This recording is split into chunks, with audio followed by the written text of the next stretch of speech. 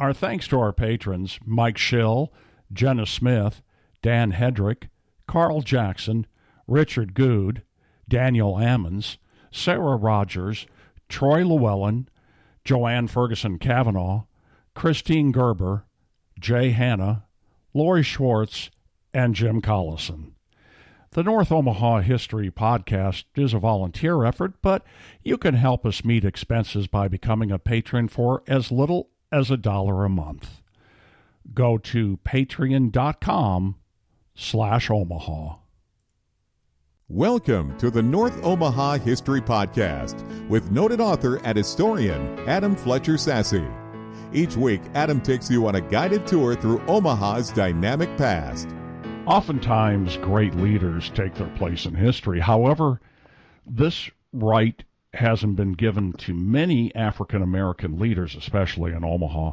One man single-handedly roused a generation of political activism, social consciousness, and deliberate action to improve the conditions of newly liberated black people who settled in Omaha when it was a very young city. The life of Edwin Overall, Adam? Oh, Steve, it's something to look at. Here's a guy, born in 1835, was raised up and came through all of that experience from 1835 into the 1850s.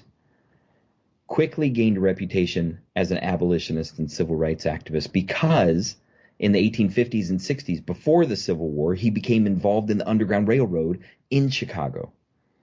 Chicago has a church called Quinn Chapel, AME, and Quinn is super important in the Underground Railroad, and Overall was a conductor. He basically ushered African Americans as they escaped enslavement in the South and escaped white supremacy in the South, and they came into the North, they came into Chicago. Not that it was automatically easy, but all the same, Overall was fighting the fight. During the Civil War, Overall recruited blacks in Chicago to join the Union Army. And then after the war, he wanted to keep going and doing the things. So he came to Omaha. He knew that Omaha was on the edge of where the civil rights movement needed to be. In the 1860s, Steve, 1865, he comes to Omaha. He was born into slavery in Missouri in 35, and so he knew some part of the Midwest. And eventually got to Chicago, where he read law and was a lawyer by all intents and purposes. He went to this famous school called the Jones School there that was educating escaped and emancipated African Americans in Chicago. But he left that city and he came to Omaha when it was just young and he was wet behind the ears. He got married. When they came to Omaha, he took a job with the Postal Service as the first ever black postal clerk in Omaha. So through this vibrant history of his, through all of his involvement as conductor on the Underground Railroad, through all of his involvement as a recruiter for the Union Army, he developed this reputation as being a great fighter and a great abolitionist. And he knew that even though the Civil War was over, the fight would have to continue. So he lawyered for just a little while in Chicago. And when that wrapped up, he actually went and joined a convention that happened outside of Chicago that was called the Convention of Men of Color. He went all the way to Albany, New York, and there they talked about the educational, political, and legal limitations faced by blacks in Illinois and across the United States. And they decided an entire agenda to improve African American civil rights. He took his place in Omaha to begin the movement there. When he got there, he found that Omaha's schools were already segregated. You see, Steve, in the early 1860s, the Omaha public schools had a shady start. It was a rough and tumble kind of situation where they barely got going for a minute in the 1850s. And then they shut down for a decade. But when they opened back up, they had a, quote, colored school for 25 black students. That was where we think of downtown today, but that was actually called the near north side, just north of Dodge, between 7th and 13th Streets. So it's hard to envision that being the near north side, but that's what it was. Anyhow, Overall moved into the area. He found this school. He was forced to send his kids there, and he went straight. He organized a group of black parents, and they went straight to the school board. And they said, hey, this isn't okay. We don't have to have a segregated school. We're equals, and we need to be treated as such. In 1869, Overall got a job with the post office and began that job as the only black person in government in Nebraska. He was listened to. He had authority. Well, so the school district shut down that segregated school, and Overall continued his leadership. He did it. In 1871, he organized the first literary society in Omaha of any color. It was called the Progressive Age Association. When that one didn't work, he helped found a group called the Golden Link Literary Club. They were all tied together with St. John's AME Church, and it became a meeting place for political thinking among black people in Omaha. Overall led it all. They were excited for civil rights nationwide, and they fought for it in Omaha. All kinds of other important people were tied together with the leadership of the club. And when I say important people, I mean leaders within the African American community who ultimately are leaders within Omaha's history that we need to acknowledge. People like Dr. William Stevenson, Dr. Matthew Ricketts, Abraham Parker, Reverend Reynold Ricketts, Emmanuel Clellins, so many other people who were just tied together with Overall. They were fighting a fight for civil rights in Omaha in the 1860s, 1870s, 1880s, and beyond.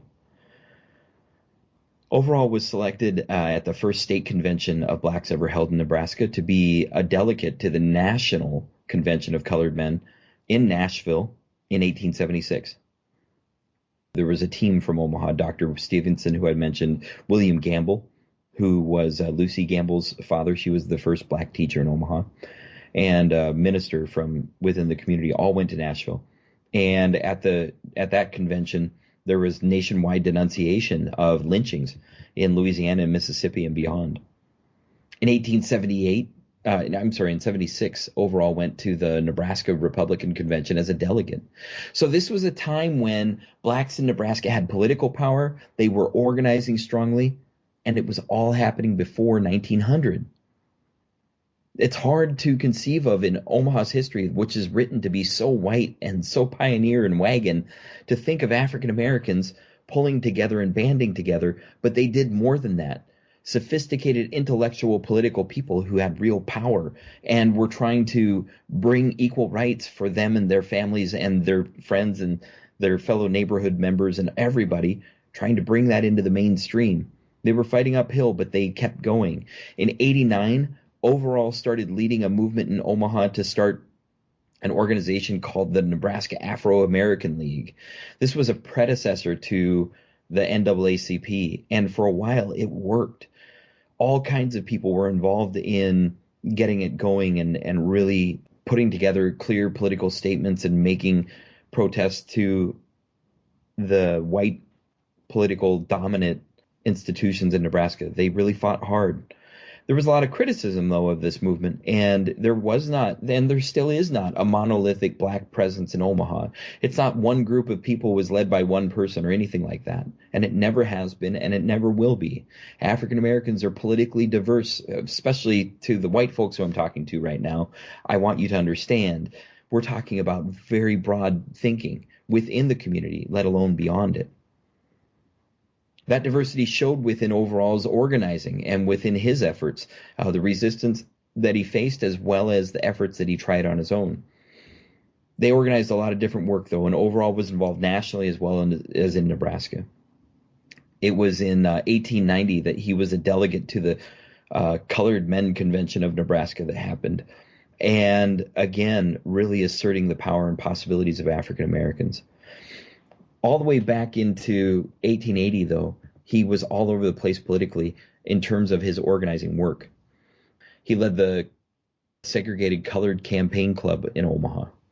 He led campaigns to put forward African Americans to run for office, including himself. In 1890, he gained the Republican nomination for state legislature. Unfortunately, he lost, and it would be a couple more years before a black won a seat in the Nebraska legislature. However, he was the very first to try. That was the year after the lynching of George Smith happened in downtown Omaha, the very first that we know of, the very first lynching of an African-American man in the city. And that Overall was out there right away calling for equal representation in the legislature was a clear indication that that fight for civil rights went on. His work continued. In the 1880s, he became active in organized labor. He wasn't involved at first, but he joined the Knights of Labor. By 1895, he was the treasurer of the Nebraska State Federation of Labor. So he really had a lot of different roles. In 1893, he was a populist candidate for the Omaha City Council. That was called the Omaha City Commission at that point. But he ran for that and was not elected. He wasn't elected for a lot of reasons, but primarily that it was racist season and he didn't have a place on the ticket that was white enough, quote unquote. In 1898, that society, the last one, they wanted to put up a monument in D.C. to honor black soldiers in the Civil War and the Spanish-American War. And even though that didn't work, their work was used as a foundation for getting a statue put in of Dr. Reverend Martin Luther King Jr. more than a century later. And we can go see that today on the mall. But it was in 1898, started in 97, but in 1898 that Overall might have had his biggest role in Omaha. That was the year of the Trans-Mississippi and International Exposition. Overall was involved in pulling together African Americans for the event, even though as a whole, the community had decided not to be represented formally. That didn't stop Overall. And he got really involved in doing all kinds of things with that event. Perhaps most importantly, he put together a movement to host a, quote, National Congress of Afro-Americans during the event. There was a steering committee put together, but unfortunately, there was a whole lot of politicking and diplomacy that did not happen behind the backgrounds. Eventually, though, that idea became what was called the Congress of Representative White and Colored Americans that happened during the 1898 Trans-Mississippi Exposition in North Omaha. They had two objectives for the mixed Congress. One was to bring together representatives of both classes of American citizens herein designated for the exchange of views on industrial, educational, social, and moral questions of vital moment to the prosperity of our country, and to crystallize such view into some organization which will put together into practice such principles as the Congress may agree upon for the accomplishment of the end desired. This organization will not be political, but ethical. Well, this was a powerful thing, Steve, and eventually led to, along with several other events across the country, the development of the NAACP and the Urban League. Both of these reflected the same goals. The other thing that Overall pulled off was the organization of the, quote, Colored People's Day at the Trans-Mississippi Exposition. There were very few African Americans who actually attended the exposition in any formal sense, and there was almost no representation at all. There was a demeaning exhibit called the Plantation, the Old Plantation exhibit, and we'll talk about that in a different podcast. But today, the important idea is that Overall helped organize the Colored People's Day at the 1898 Trans-Mississippi Exposition.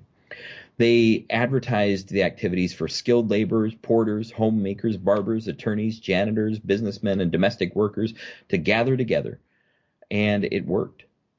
The event itself had a whole day of activities with almost 2/3 women attendees, with a whole lot of female leaders of activities throughout the day. There were speeches like, what can be done to bring about a better and more respectful feeling between white and colored Americans? So, isn't it a testimony to the day that the Colored People's Day included stuff about integration rather than focusing on African Americans themselves? All the same, the mixed Congress ended with the Colored People's Day, and the small event was held in the auditorium. A couple hundred people showed up. There were lots of reasons why it didn't turn out the right way. They expected thousands. The railroads had shut down that day because of labor issues and all kinds of different things, supposedly. But regardless, the event happened. And eventually, a lot of the delegates who came formed the core of many NAACP chapters across the United States when that began in 1909. So Overall had a direct effect on the foundation of a lot of different events and outcomes across the nation. Overall died in 1901. His funeral was held at St. Philip's Episcopal. and led by Reverend John Albert Williams. He was eulogized by both white and black leaders, though, all across Omaha, including eulogies in the World Herald and other newspapers at the time. His grave today is at Forest Lawn Cemetery. It took all the way from when Overall ran in the 1890s through 1973, when Fred Connolly was finally elected to the Omaha City Council. That time lag, that difference, so much happened. And yet, for African Americans, so much remains the same. Today, there aren't any busts in Omaha to honor Edwin Overall. There's no school or street named after him. There's no recognition of the powerful work that this one man did throughout the entirety of his life, all the way from being a conductor on the Underground Railroad through leading Omaha's political, social, cultural, and empowerment scene, not just for African Americans, but for the benefit of the whole city and its integration as a big picture. None of those things exist, Steve, and hopefully we can raise up some awareness. I've just finished a new article on NorthOmahaHistory.com for anybody who wants to learn more about Edwin Overall, political organizer and forgotten leader in Omaha's African American community. Thanks for listening to the North Omaha History Podcast with noted author and historian Adam Fletcher Sasse. Join us next week as Adam takes you on another guided tour through Omaha's dynamic past.